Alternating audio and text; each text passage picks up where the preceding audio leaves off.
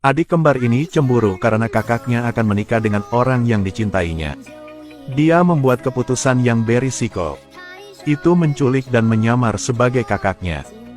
Daeun menggunakan sepotong kaca untuk memotong tangannya. Karena satu-satunya hal yang memisahkan dia dari kakaknya adalah bekas luka di tangan Dao. Untuk merampok suaminya, adik perempuan mesum ini membuat adiknya pingsan di hari pernikahan. Kemudian berpura-pura menjadi kakaknya untuk menikah dengan saudara ipar. Nat menatap wajah mempelai wanita dan melihat ada sesuatu yang tidak beres. Tapi dia tidak bisa mengatakan di mana itu aneh. Setelah Daeun memakai cincin kawinnya, dia segera pergi ke kamar tempat Dao ditahan untuk pamer. Karena dibius, dia tidak bisa menggerakkan seluruh tubuhnya. Dia hanya bisa memelototi adiknya berpura-pura menjadi dirinya sendiri. Namun percakapan keduanya kebetulan terdengar oleh si pelayan. Biar rencananya tidak terungkap, Daeun berkolusi dengan pengasuh untuk menuangkan botol air mendidih 100 derajat ke dalam mulutnya untuk memperingatkannya agar tidak membicarakan hal ini. Tapi ketika dua Orange bercinta, Daeun begitu proaktif sehingga membuat Nat curiga. Sejak hari itu, dia selalu menggunakan alasan sibuk sehingga saya harus tinggal di perusahaan. Daeun mengira Nat punya wanita lain di luar. Dia tidak perlu tahu apa-apa selain menamparkan sekretarisnya. Tindakan ini membuat marah Nat. Dia tidak mengerti mengapa istrinya yang jujur dan baik hati lagi sangat tidak masuk akal sekarang. Dua orang berdebat dari kantor ke rumah. Nenek menyarankan Dao untuk tidak banyak bicara. Siapa yang mengira dia akan marah dan mendorongnya. Adegan ini membuat Nat semakin curiga dengan identitas istrinya yang sebenarnya. Gadis di depan mungkin bukan Dao. Nat ingin mencari Daeun untuk mencari tahu. Tapi dia takut ketahuan, jadi dia tidak berani membuka pintu. Pada saat ini, pelayan yang mulutnya disiram air mendidih oleh Daeun muncul. Dia mengumpulkan keberanian untuk mengungkap perilaku kejam Daeun. Setelah Nat mengetahui kebenarannya, dia dengan marah membawa Daeun ke ruang tamu. Ini membuat rencananya untuk menyamar sebagai kakak perempuannya benar-benar terungkap. Pengasuhnya mengkhianatinya karena dia ingin melindungi dirinya sendiri. Dia menceritakan seluruh rencananya. Tapi Min tetap diusir dari rumah. Daeun yang ketakutan terus memohon pengampunan. Dia takut dia juga akan diusir dari rumah. Ayah, aku salah. Aku mohon kalian untuk memaafkan aku. Bahkan jika sang ayah meninggal, dia tidak menyangka akan memiliki anak yang begitu kejam. Ayah tidak mengatakan apa-apa. Daeun berbalik dan memohon pada neneknya lagi. Tapi dia juga tidak punya cara untuk memaafkannya. Nat menegur Daeun, apakah dia gila? Karena ingin menikah denganku, kamu menyakiti kakakmu seperti itu. Siapa sangka, Daeun bukan hanya tidak merasa bersalah, tapi dia juga menyalahkan Dao. Nenek yang marah menamparkan Daeun. Kemudian nyatakan bahwa dia bukan lagi anggota keluarga ini. Daeun pergi ke pantai untuk bunuh diri. Dia ingin menggunakan metode ini untuk mendapatkan belas kasihan Nat. Siapa sangka orang yang menahan Daeun bukanlah Nat, tapi Ted, yang sangat mencintainya. Ted menyelamatkan Daeun ke darat. Tidak berharap dia ingin mengambil keuntungan dari kematian palsunya. Untuk menghancurkan perasaan antara Dao dan Nat, maka Daeun tidak segan-segan mendorong Ted ke laut. Kemudian dia pergi ke dokter sains untuk melakukan eksperimen tembus pandang. Jadi Daeun bisa menggunakan sihir tembus pandang untuk menyakiti adiknya tanpa ada yang tahu. Setelah percobaan berhasil, Daeun pertama kali pergi ke pengasuh untuk membalas dendam. Kemudian mengambil kesempatan untuk mengancamnya untuk membantunya membalas dendam pada Dao. Di sini Dao baru saja kembali dengan selamat. Pelayan itu segera memberitahunya tentang berita besar itu. Ternyata Daeun mengecat mobil itu dengan cat merah. Untuk membuat orang berpikir bahwa jiwanya telah kembali untuk balas dendam. Daeun pun berniat membunuh Dao saat dia sedang memasak. Hal-hal aneh terus terjadi. Ini membuat Dao curiga adiknya hilang. Dao memiliki pendidikan tinggi. Dia juga melakukan penelitian tentang eksperimen tembus pandang. Untuk membuktikan tebakannya yang benar, Dao menaburkan tepung di lantai. Dia ingin tahu apakah Daeun tidak terlihat. Alhasil, dokter langsung dibeli oleh Daeun setelah itu. Dia pergi ke rumahnya dan mengatakan Daeun telah meninggal dunia. Pembantu yang datang untuk membersihkan kamar wanita sehari sebelumnya telah meninggal dunia. Tidak berharap pintu tiba-tiba menutup dengan aneh. Lalu ada garis jejak kaki menuju meja rias. Pelayan itu terlalu takut untuk mengatakan apapun. Dia melihat dengan matanya sendiri sisir yang melayang di udara. Ini seperti seseorang menggunakannya untuk menyikat rambut mereka. Tidak semua orang tahu itu. Sebenarnya Daeun tidak bunuh diri. Bahwa dia kembali ke rumahnya dalam bentuk roh. Hari itu sahabat Nat datang untuk bermain. Karena Nat tidak pulang, Dao yang nyapa Ted atas namanya. Tidak menyangka TV di ruang tamu akan mengganti saluran secara otomatis. Setelah itu, seluruh villa kehilangan listrik. Ini pasti salah Daeun. Tampaknya karena mereka bersaudara, mereka cocok secara rohani. Dalam kegelapan Dao merasakan Daeun tepat di sampingnya. Dia ingin menemukan Daeun berdasarkan perasaan. Hasilnya tersandung jiwa Daeun. Ted mendengar suara itu dan pergi. Dia awalnya ingin membawa Dao kembali ke kamarnya untuk beristirahat. Tanpa diduga setelah keduanya memasuki kamar tidur. Mereka menggunakan senter untuk menyinari tempat tersembunyi Daeun secara tidak sengaja. Pada saat itu, dia merasa ada orang lain di ruangan itu. Dao dengan keras memanggil nama adiknya dalam kegelapan. Akibatnya, dia diseret ke tempat tidur oleh Duen. Kemudian, Ted juga jatuh ke tubuh Dao. Daeun menggunakan seluruh kekuatannya untuk merobek pakaian mereka. Tunggu sampai sahabat Nat dan Dao masuk ke kamar. Hanya untuk melihat mereka berdua dalam keadaan pakaian yang tidak rapi. Meskipun Dao mencoba menjelaskan ini hanya kesalahpahaman. Tapi bagaimana Nat bisa percaya dua orang bersih? Malam itu Dao dan Nat bertengkar. Di malam hari ketika Nat akan pergi tidur. Kemudian menemukan bahwa kasur di sebelahnya cekung. Daeun mengambil kesempatan Nat dan Dao bertengkar. Merangkak di atasnya dan melakukan sesuatu yang bodoh.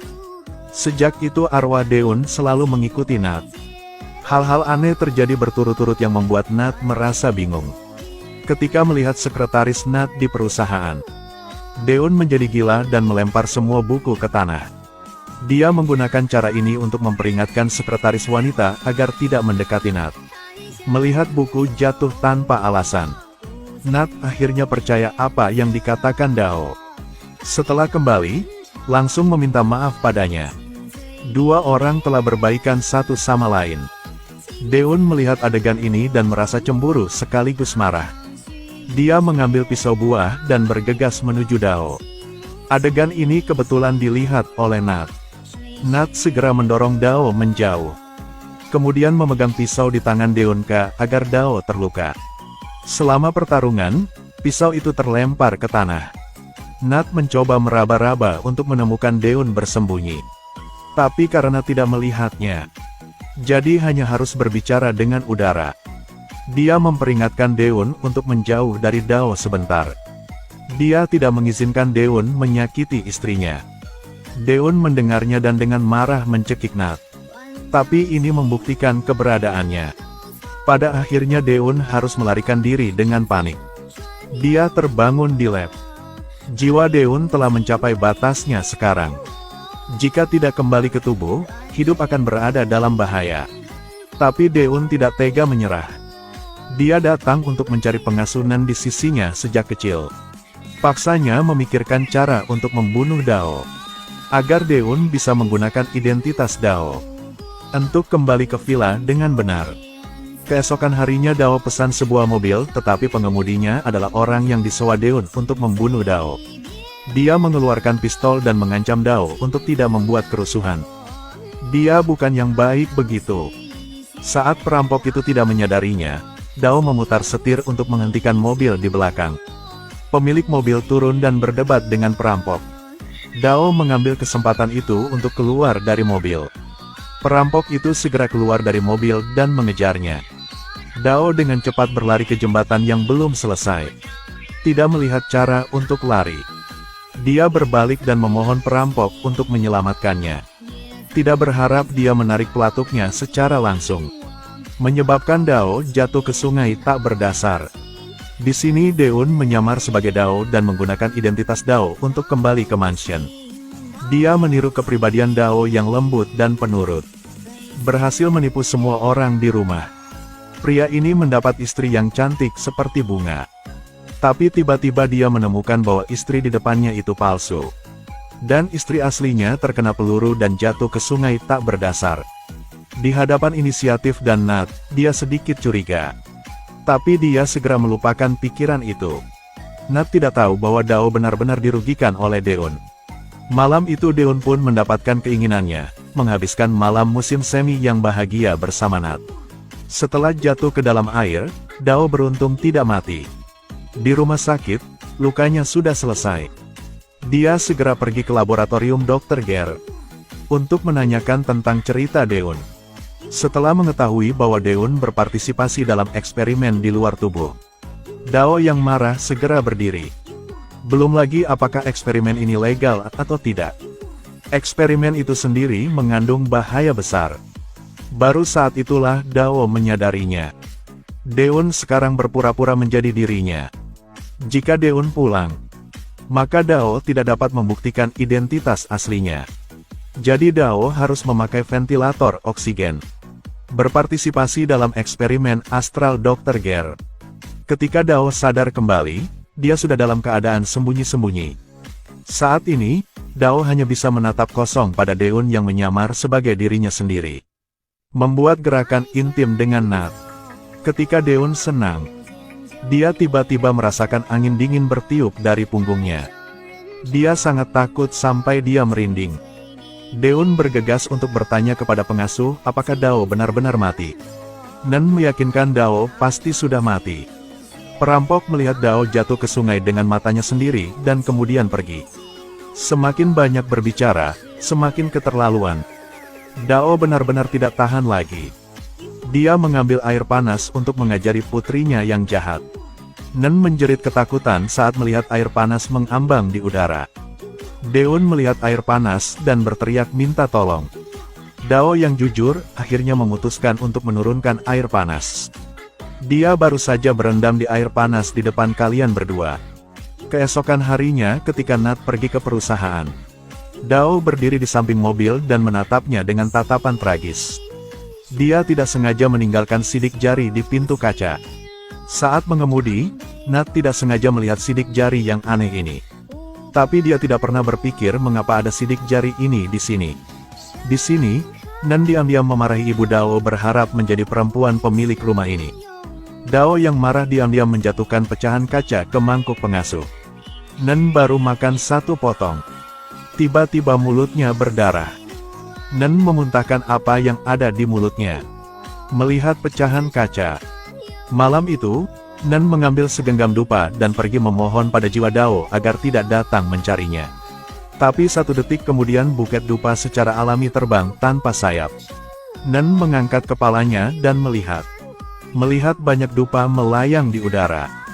Nen sangat ketakutan sehingga jiwanya sangat bahagia. Dia segera berlari ke dalam rumah. Nen mengira Dao mati secara tidak adil, jadi dia datang ke sini hari ini untuk membalas dendam. Deun menasihatinya untuk tenang. Tiba-tiba terdengar ketukan di pintu. Keduanya saling mendorong. Tidak ada yang mau membuka pintu. Pada akhirnya, Nen harus membuka pintu. Ketika tidak melihat siapapun di luar, 2 orang hanya menghela nafas lega. Pintu tiba-tiba terbuka dan membentur dinding. Nen akan menutup pintu, tetapi dicekik oleh Dao dalam keadaan tidak terlihat. Dia ingin memberi 2 pelajaran ini. Dao pun mencekik leher Deun karena Deun berani memalsukan identitasnya untuk merampok suaminya. Deun menebak bahwa Dao masih hidup. Keesokan harinya Deun mengirim perampok untuk membawanya ke tempat Dao jatuh. Baru saat itulah dia tahu bahwa Dao baru saja jatuh ke air. Adapun apakah dia sudah mati atau tidak, perampok tidak dapat menentukannya. Jadi itu tengah malam itu. Deun pergi ke Dr. Ger untuk menyelidiki situasinya. Tetapi saat ini dokter tidak ada di rumah. Jadi Deun dengan sukarela naik ke atas untuk mencari Dao. Saat ini Dao ingin kembali ke tubuhnya, tapi tidak bisa karena dokternya tidak ada. Jadi dia hanya harus mencoba menemukan jalan kembali ke tubuhnya. Bagaimana jika Deun tahu tentang tubuhnya? Maka dia akan segera membunuh Dao. Deun perlahan naik ke atas. Tapi Dao tidak bisa kembali ke tubuhnya. Di saat-saat kritis, Dao juga bersembunyi di bawah tempat tidur. Deun masuk dan tidak melihat siapapun. Jadi dia harus menghilangkan kemungkinan Dao menjadi tidak terlihat. Saat itu Dr. Gerol juga masuk ke ruangan. Sekarang dia berada di sisi yang sama dengan Dao. Berkat bantuan Dr. Ger, Dao dapat dengan mudah lolos dari kesengsaraan ini. Dia tidak ingin membiarkan hal-hal terus seperti ini. Keesokan harinya Dao pergi ke kamar Deun. Dia memohon agar Deun mengatakan yang sebenarnya kepada semua orang. Dao mendorong Deun ke sofa. Tidak tahu apa yang akan terjadi selanjutnya.